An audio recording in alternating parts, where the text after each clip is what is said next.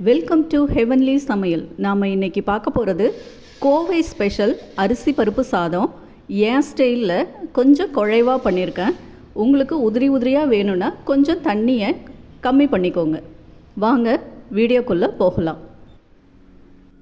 நம்ம இன்றைக்கி பருப்பு சாதம் செய்யறதுக்கு இந்த டம்ளரால் 1 டம்ளர் பச்சரிசி, 1/2 டம்ளர் துவரம்பருப்பு, எந்த பாத்திரத்தால் எடுக்கிறோமோ 1 டம்ளர் அரிசினா 1/2 டம்ளர் துவரம்பருப்பு எடுத்து நல்லா வாஷ் பண்ணிவிட்டு இதால் 3 டம்ளர் தண்ணி விட்டு வச்சுருக்கேன். அதுக்கு 1 கை சின்ன வெங்காயம் நல்லா இந்த மாதிரி நீளமாக அரிஞ்சு வச்சுருக்கேன். ஒரு மீடியம் சைஸ் தக்காளி பொடியாக கட் பண்ணி வச்சுருக்கேன். 3 பச்சை மிளகாய், 1 கொத்து கருவேப்பிலை, ஒரு 5-6 பல் பூண்டு நல்லா இந்த மாதிரி நீளமாக கட் பண்ணி வச்சுருக்கேன். தாளிக்கிறதுக்கு கடுகு, உளுந்து, கடலைப்பருப்பு எடுத்து வச்சுருக்கேன். வாங்க எப்படி செய்யுதுன்னு பார்க்கலாம். ஒரு குக்கரில்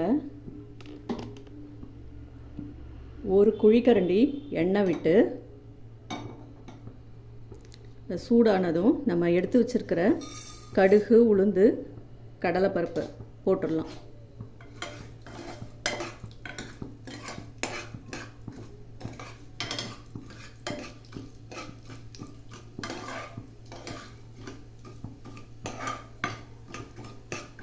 இது நல்லா செவந்து வந்ததும் நம்ம கட் பண்ணி வச்சுருக்கிற வெங்காயம், தக்காளி, பூண்டு, பச்சை மிளகாய், கருவேப்பிலை எல்லாத்தையும் போட்டு கொஞ்சம் பெருங்காயம், உப்பு, மஞ்சத்தூள் போட்டு ஒரு வதக்கிடலாம்.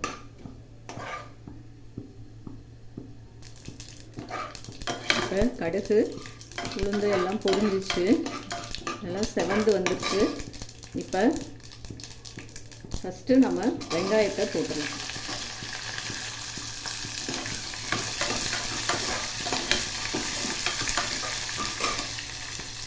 பச்சை மிளகாய்,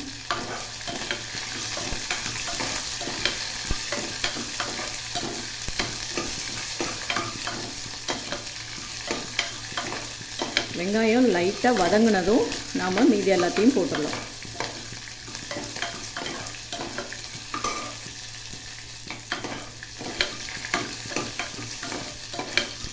பாருங்க, லேசாக வதங்கிடுச்சு. இப்போ தக்காளி, பூண்டு, கருவேப்பிலை எல்லாத்தையும் போட்டு அடுப்பை கொஞ்சம் மீடியமில் வச்சுக்கலாம்.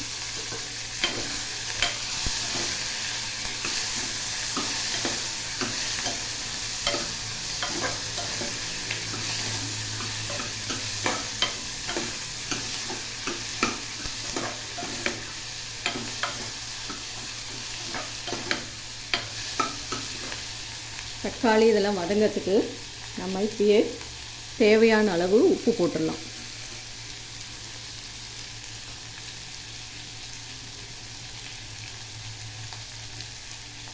டிஷ்ஷுக்கு தேவையான மஞ்சத்தூள்,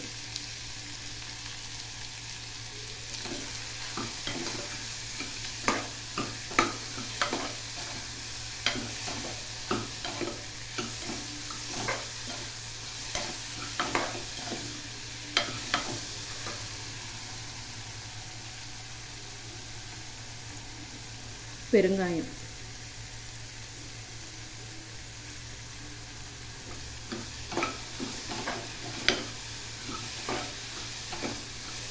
எல்லாத்தையும் போட்டு நல்லா வதக்கிட்டு நாம் வாஷ் பண்ணி வச்சுருக்க தண்ணி அளந்து வச்சுருக்கிற அரிசியும் பருப்பையும் போட்டு ஒரு 10 நிமிஷம் சிம்மில் வச்சு ஆஃப் பண்ணிடலாம். திறந்துட்டு அப்புறம் பார்க்கலாம்.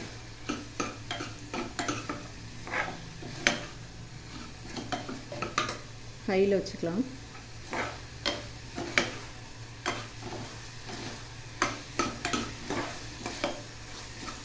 பாருங்கள், தக்காளி ஓரளவு வதங்கிடுச்சு. இப்போ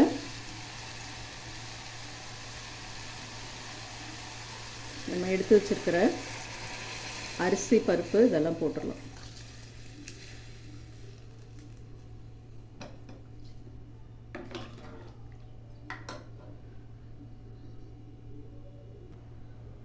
எல்லாம் போட்டாச்சு.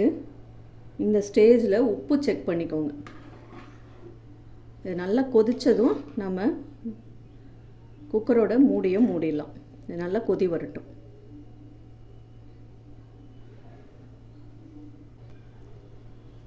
இப்போ பாருங்கள், நல்லா கொதி வந்துருச்சு.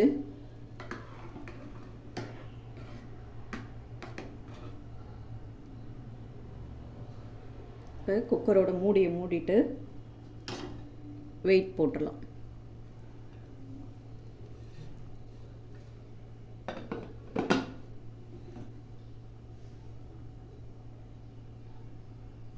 நல்லா இந்த ஆவி வந்ததுக்கப்புறம் வெயிட் போட்டுட்டு சிம்மில் வச்சுட்டு ஒரு 10 நிமிஷம் கழித்து நம்ம ஆஃப் பண்ணிடலாம். நல்லா ப்ரெஷர் வந்துருச்சு. இப்போ வெயிட்டை போட்டுடலாம். போட்டு சிம்மில் வச்சுட்டு ஒரு 10 நிமிஷம் கழித்து அப்புறம் பார்க்கலாம். ஆஃப் பண்ணிவிட்டு அதுக்கப்புறம் பார்க்கலாம். 10 நிமிஷம் ஆயிடுச்சு. ஒரு விசில் வந்துருச்சு. இப்போ நம்ம அடுப்பை ஆஃப் பண்ணிடலாம். ப்ரெஷர் போனோடனே திறந்து பார்க்கலாம். ப்ரெஷர் போயிடுச்சு. இப்போ திறந்து பார்க்கலாம்.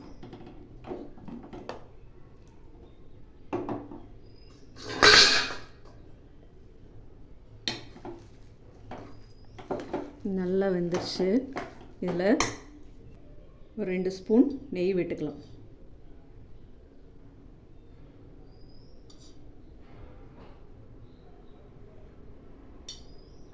நெய் விட்டு நல்லா கிளறிக்கலாம். அவ்வளோதான், நம்ம அரிசி பருப்பு சாதம் ரெடி. அரிசி பருப்பு சாதம், அதுக்கு சைட் டிஷ்ஷாக கத்திரிக்காய் பூண்டு பொரியல், நல்ல காரசாரமான பொரியல், அப்பளப்பூ. சூப்பர். தேங்க்யூ.